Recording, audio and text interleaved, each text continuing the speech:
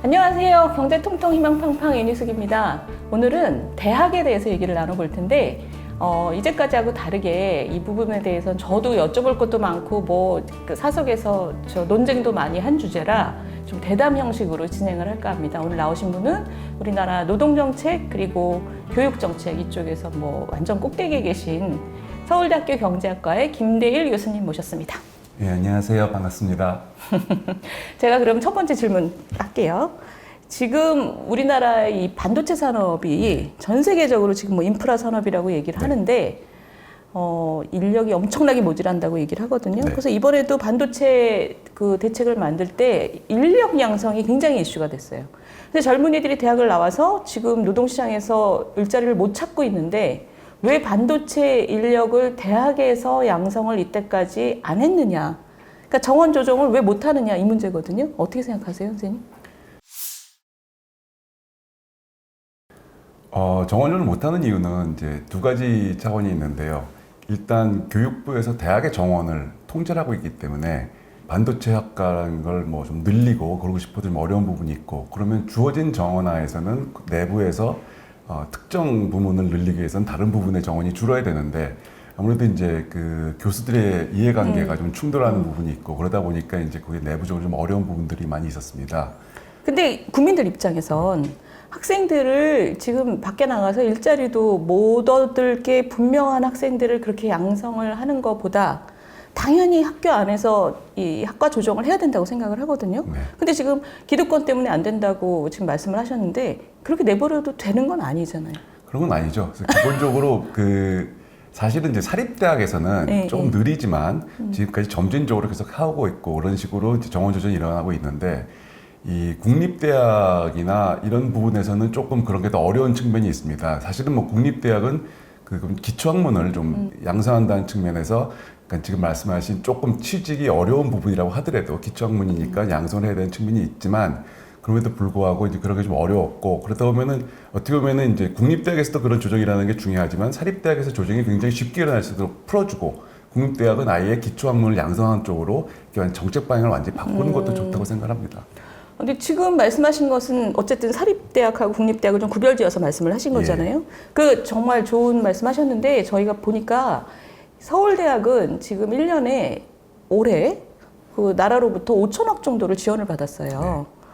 예를 들면 연세대학교는 그런 식으로는 안 받거든요.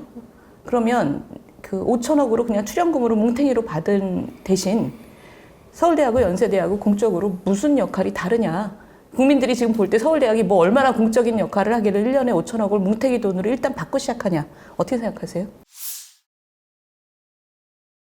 네, 서울대가 그동안 이제 국가에 기여한 게 있다면은 그 최고의 인재들을 키워내고 그 최고의 인재들이 각 부문에서 좋은 업적을 내고 있다는 것이 이제 서울대의 가장 큰 업적인데, 근데 이제 최근에 와서 보면은 이제 그런 질문도 할 수 있는 거죠. 왜 서울대가 그런 인재를 꼭 키워야 되냐? 1등 인재를 키우는 역할을 꼭 서울대가 해야 되느냐는 부분은 있습니다. 그래서 예를 들어서 이제 이 선진국들이나 다른 나라들 보면 이제 국립대와 이제 사립대 역할을 보면 사립대가 오히려 1등, 가장 엘리트 대학인 경우가 많고, 그리고 국립대나 주립대는 이 기초학문을 좀 양성하는 쪽으로 가는 경우가 많기 때문에, 그래서 우리나라에서도 그런 생각을 좀 해봐야 될 필요가 있다고 생각을 하고, 서울대에서도 예산이 많이 들어오는 것 자체가 중요한 게 아니고 그 예산이 기초학문 양성에 많이 쓰이고, 그리고 좋은 학생들을 좋은 데 취직시킬 수 있는 그런 식의 어떤 이 교육이라는 건 당연히 엘리트 대학으로서의 사립대들이 할 수 있는 역할이기 때문에 그런 식으로 역할 분담이 좀 이루어져도 된다고 생각합니다. 지금 선생님 말씀은 굉장히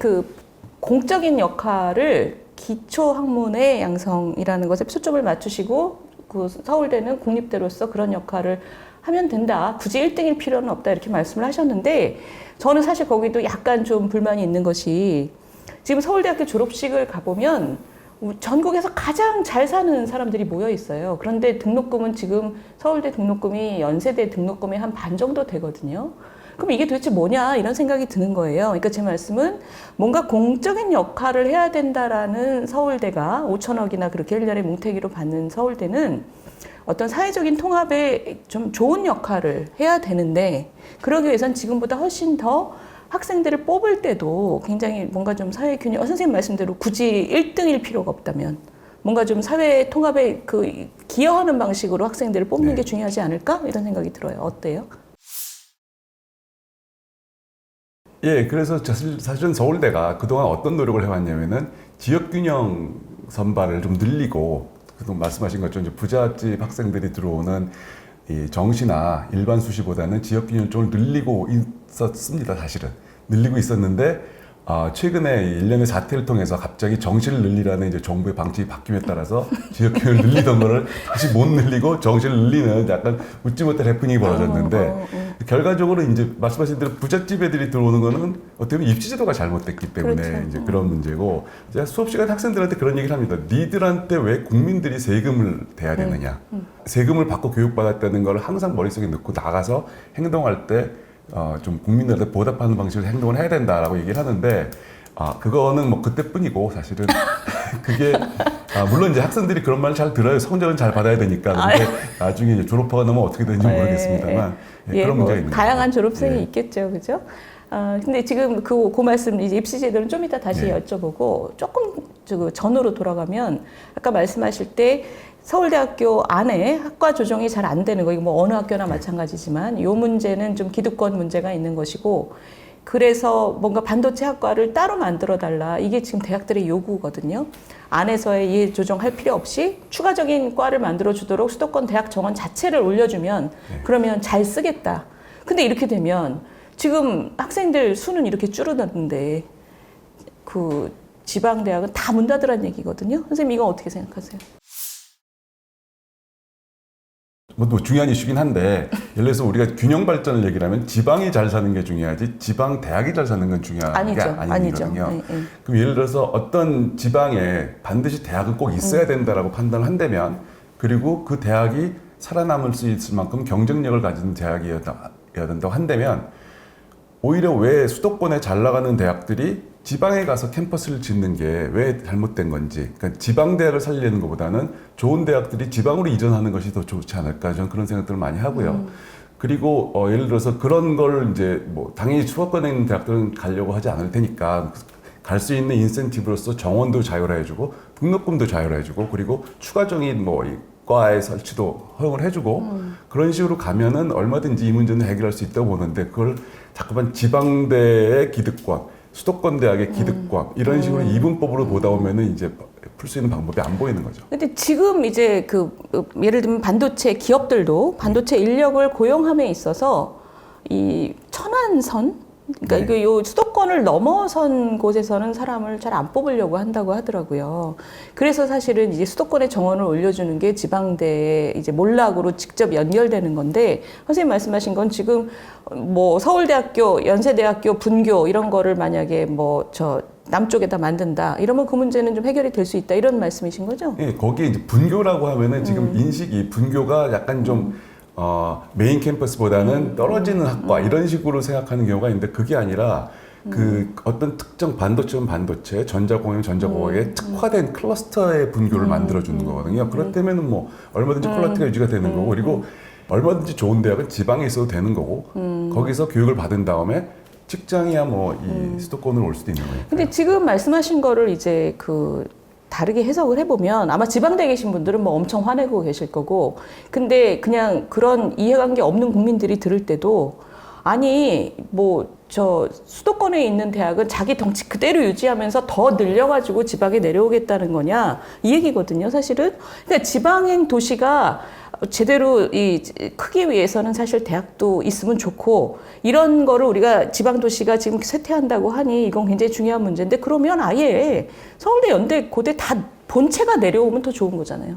어떻게 생각하세요? 저는 뭐 개인적으로, 이거는 제가 이런 말을 말씀드리면 나중에 무슨 비난을 받을지 모르겠지만, 개인적으로는 그것도 좋은 방법으로 생각을 합니다. 근데 이제 그렇게 되면 좋은 대학들이 내려가려면 어떤 식의 유인책이 필요한 거니까, 네. 그런 유인책으로는 그게 가능하게 되려면 어떤 유인책이 필요한 것 같으세요? 일단 좋은 대학에 가면 학생들은 기숙사 생활을 하면 다 옵니다. 전국에서 좋은 학생들이. 문제는 이제 교수들이 내려가고 싶어 하느냐, 이런 문제가 생기는데, 뭐 교수들의 월급도 얼마든지 경쟁에서 자율화할 수 있는 그만큼 재원도 많이 들어갈 수 있어야 되고, 그러려면 이제 등록금도 자율화해주고 정원도 자율화해주고 교수 월급도 자율화해주고, 여러 가지로 이제 대학의 자율권을 보장을 해주면 그거는 충분히 가능할 거라고 생각해요. 물론 이제 당장 되기는 어렵겠지만 시간이 흘러가면서 가능할 거라고 생각합니다. 그러니까 수도권에 있을 때하고 비슷하게 그 삶의 질을 유지해주기 위해서 여러 가지 유인을 교원들한테도 주면 그렇죠? 내려갈 수 있는 게 가능해질 수 있고. 네. 그러면 요 얘기 여기까지 잠깐 끊고 아까 다시 돌아가겠습니다. 그 입시 문제로 들어갈게요. 선생님 지금 국민들 사이에 여러 가지 논쟁이 있지만 대학 입시, 수시, 정시 어느 쪽이 낫다고 보이세요? 어느 쪽이 나은 게 아니라 사실은 뭘 하던 간에 그것이 잘 작동할 수 있는 환경이 더 중요하다고 보는 거죠. 그러니까 각각이 다 장점이 있다 이런 그렇죠. 말씀이신 예. 거죠? 그 수시는 공정성 이슈가 있기 때문에 이제 그거를 해결해야 되는 게 굉장히 중요한 과제고요. 그거는 이제 복잡한 해법을 통해서 사실 구조개혁을 통해서 이제 필요한 부분이고 가능한 부분이고 그 다음에 이제 수시가 또 작동을 하려면 또 한 가지 조건이 있는데 고등학교 교육이 좀 정상화가 되고 공교육이 그리고 공교육 시스템에서 교육을 잘 시키고 그 잘 시킨 결과를 선생님들이 고등학교 선생님들이 대학의 학생들 추천서를 통해서 충분히 전달할 수 있는 그런 레퓨테이션이 빌드업이 돼야 됩니다. 이제 그런 것이 중요해서 고등학교 교육이 잘 안 돼 있으면 수시를 뽑을 때 학원 선생님의 추천서를 받을 수는 없는 거니까 고등학교 교육이 정상화되는 게 굉장히 중요하죠. 그러니까 고등학교 교육의 그 질도 중요하고 신뢰도 중요하고 그렇죠. 그런 거죠. 근데 이게 지금 우리 국민 누구도 이게 지금 만족되고 있다고 생각 안 한단 말이에요. 선생님 보시기에 이 중고등학교 공교육을 어떻게 하면 좀 정상화시킬 수 있을까요? 지금 우리나라 중고등학교 교육은 거의 대학 입시에 맞춰져 있다고 보시면 됩니다. 여러 가지 이유가 있지만 대학 입시에 맞춰져 있기 때문에 대학에서 수능이 중시가 될수록 그쪽 교육을 갈 수밖에 없고 결과적으로 반복 학습이 중요하고 반복 학습은 학교보다는 학원에서 훨씬 더 잘하고 그러다 보니까 이제 이 공교육에서 역할이 점점 줄어드는 문제가 생기는 거죠. 거기다가 플러스 이제 어떤 공교육의 어떤 이 잘 안 되는 부분을 입시 정책이라는 데서 찾질 않고 무조건 사교육 탓으로 돌리다 보니까 사실은 뭐 선생님들의 의욕도 많이 떨어지고 사실 전교조도 그런 측면에서 크게 도움은 안 되는 것 같다는 생각이 듭니다. 오히려 전교조가 고등학교 교육을 정상화시키고 공교육을 강화해서 사교육 없이도 대학을 갈 수 있는 그런 교육을 잘 시키는 쪽으로 목표를 삼아야 되는 게 전교조의 역할이라고 생각을 하는데 또 교사님들의 어떤 노조가 그거보다는 일부 교사들의 기득권을 보호하려는 쪽으로 넘어가는 것이 이제 그런 측면에서는 좀 안타까운 부분이 있습니다. 공교육이 정상화될 수 있으려면 일본적으로 선생님들이 좋아야 되는데 선생님들이 좋아야 된다는 거는 물론 지금 선생님들도 좋은 분들이 많지만 그보다도 뭔가 이 사회에서 다른 경력을 교사 임용 과정을 거쳐서 교대나 사대를 나와서 교직을 계속 하신 분들도 중요하지만 사회에서 다양한 경험을 갖고 다양한 지식과 이런 걸 갖고 학생들을 가르칠 수 있는 분들이 현장에 투입되는 게 이제 중요하다고 생각을 하거든요. 그래서 교원 임용 부분을 좀 더 오픈을 하고 예를 들어서 대학 교수님이라든가 아니면은 업체에서 오랫동안 경력을 쌓은 분이라든가 이런 분들이 현장에 들어가서 학생들한테 참교육을 좀 실질적이면서도 현실적인 교육을 시킬 수 있는 그런 베뉴들이 열리는 것이 중요하다고 생각합니다. 그러니까 예전에 우리가 고속 성장을 할 때 정해진 커리큘럼을 효율적으로 많은 아이들한테 뭔가 전수시키기에 필요했던 것이 사실은 교대 4대 시스템이었거든요. 예. 그것의 수명이 다 했다고 지금 판단하시는 거군요. 그렇죠.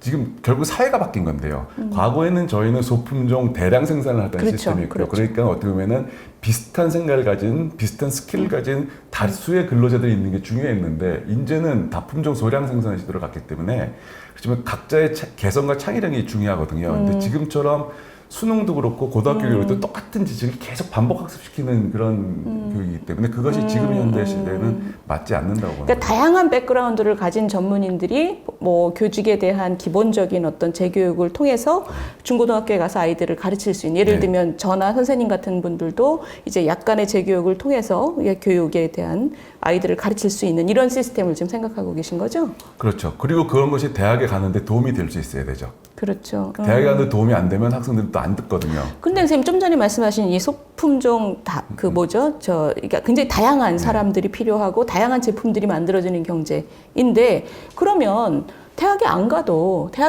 굉장히 나름대로의 능력을 가지고 또 나름의 어떤 행복을 찾는 그 기술을 가지고 인생을 잘 살면 되는 거잖아요. 그렇죠.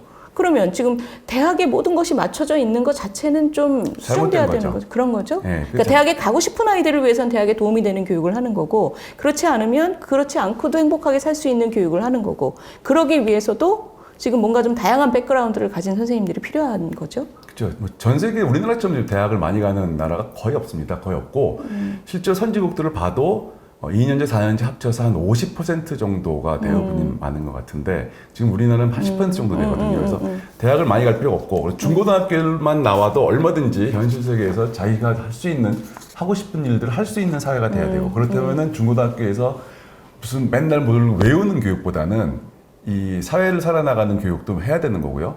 그런 측면에서 아까 말씀드린 것처럼 뭐 교직 선생님들이 아닌 선생님들도 많이 필요하다고 보는 거고 특히 이제 대학을 많이 보낼 필요가 없다고 봤을 때는 지금처럼 모든 사람을 대학을 보내기 위해서 싼 값에 200만 원, 뭐 100만 원 이런 이 교육을 시키는 거는 뭐 나쁜 말로 싼 게 비지떡으로 하니까 결과적으로 대학 교육 자체도 퀄리티가 떨어지게 되는 이런 문제를 발생시키고. 아니 근데 그 굉장히 어려운 문제 같은 게 어제도 사실 우리 교육부하고 정부 여당이 대정부 질문에서 뭘 발표했냐면 앞으로 대학 그 재정으로 한 2조 8천억 정도를 더 넣어서 실질적으로 등록금을 반으로 낮추는, 그러니까 반을 완전히 나라에서 대주는 이런 거를 발표를 했어요. 근데 그 얘기는 뭐냐면 반값 등록금을 만들기 위해서 전체 등록금 수준을 계속 지금 통제해 가겠다는 거거든요. 근데 지난 10년 동안 대학 등록금이 통제됐기 때문에 사실 대학에선 지금 우는 소리가 많이 나오고 있죠. 근데 선생님 말씀하신 것처럼 누구나 대학에 안 가도 된다면 사실 이런 식으로 낮게 유지할 필요는 없다고 생각하시지만 많은 국민들은 그래도 대학에 가고 싶기 때문에 지금 이 대학 등록금이 올라가는 거를 용인하기가 어려운 것 같아요. 네. 근데 지금 이런 식으로 해서 계속 앞으로도 대학 등록금을 이렇게 아주 엄격하게 통제해 가는 게 바람직하다고 보세요? 어떠세요? 저는 뭐 경제학 전공이다 보니까 이제 가격 통제에 대해서 항상 반대를 하는데 대학 등록금도 그 중에 하나라고 보는데 사실은 이 대학에서 교육을 잘 시키려면 대학에 충분한 재원이 확보가 돼야 됩니다. 사실 뭐 저희 학교에서도 많은 교수들이 미국으로 돌아간 경우가 굉장히 많아요. 워낙 처우가 나쁘다 보니까. 그래서 그런 부분이 있는데 어쨌든 재정이 투입이 많이 돼야 되는데 거기서 등록금이 차지하는 역할이 얼마나 중요하냐가 중요해요. 그래서 예를 들어서 등록금이 제로가 된다고 하더라도 큰 문제는 없습니다. 정부가 충분한 재원을 확보를 해주면 그럼 교육을 잘 시키면 되거든요. 근데 이제 반값 등록금을 한다는 게 문제가 되는 게 재원 확보는 안 해주면서 등록금만 낮추면 대학은 줄어든 돈으로 어떻게든 학생들을 가르쳐야 되고 그러면은 학생 선생 비율을 늘리거나 아니면 퀄리티가 떨어지는 뭐 교육을 할 수밖에 없는 그런 부분이 되는 거죠.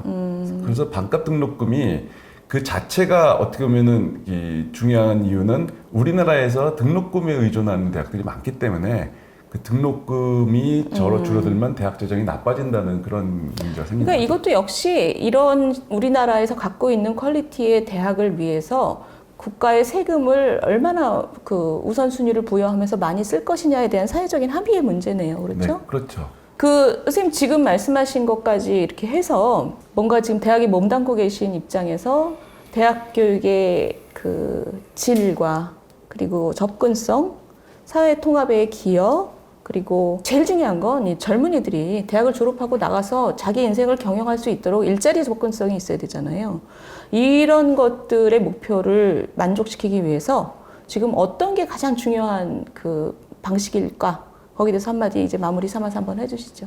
기본적으로 대학의 역할은 뭐 중고등학교, 대학 다 마찬가지인데요. 교육의 역할은 여러 이제 중요한 뭐 인성을 개발하고 이런 것도 굉장히 중요하지만 그것도 굉장히 중요하죠. 근데 일단 국가가 원하는 인재가 공급을 해줘야 되는 국가가 원하는 인재를 공급을 해줘야 되는 역할이 굉장히 중요하죠. 그래서 시장에서 노동 수요가 바뀌면 거기에 맞춰서 대학들이 유연하게 이 인재를 배출을 해야 되는데 그러려면 굉장히 많은 것들이 자율화돼야 됩니다. 등록금도 자율화될 수 있어야 되고, 그리고 뭐 교수 월급도 자율화될 수 있어야 되고, 그리고 학생들의 정원, 그 과별 정원, 뭐 이 대학들의 정원 이런 것도 다 자율화될 수 있어야 그거를 이제 제대로 반응할 수 있을 텐데 사회에서 원하는 인재만큼 그 수요만큼 대학에서 배출해야 되는 인재의 그 분야도 바뀌어야 되는 거고 그런 자율화가 굉장히 필요한 거죠. 그래서 기본적으로 지금 등록금을 동결하고 교수 뭐 월급들을 동결하고 이런 것들은 사실은 그 똑같은 모든 전공의 교수가 똑같은 월급을 받고 이런 것들은 사실은 어떤 이 사회의 수요에 대학이 부흥할 수 있는 길을 다 막아놓은 거거든요. 그러다 보니까 사실은 대학이 추구하는 대학이 배출하는 인재와 사회에서 원하는 인재 사이에 괴리가 생기고 그러다 보니까 청년들이 취업도 잘 안 되고 이런 문제가 생기다 보니까 이 청년 프러스트레이션이 심해진 건데 결과적으로 그런 이 자율화가 많이 필요하다고 생각합니다. 지금 우리 시청자분들 느끼셨겠지만 지금 우리 김대일 교수님이 말씀하신 몇 가지 꼭지는 굉장히 중요하지만 또 다양한 이견들이 존재하는, 그래서 오늘은 정말 맛배기입니다. 그래서 다음에는 또 오셔서 또 다른 분들하고 같이 뭔가 좀 그 다양한 의견을 서로 좀 소통하는 걸 좀 보여드리고 싶고 좀 더 심도 있게, 오늘은 맛배기 정도고, 선생님 그럼 또 나오셔야 돼요? 또 나오실 거죠? 네, 언제든지 불러만 주시면.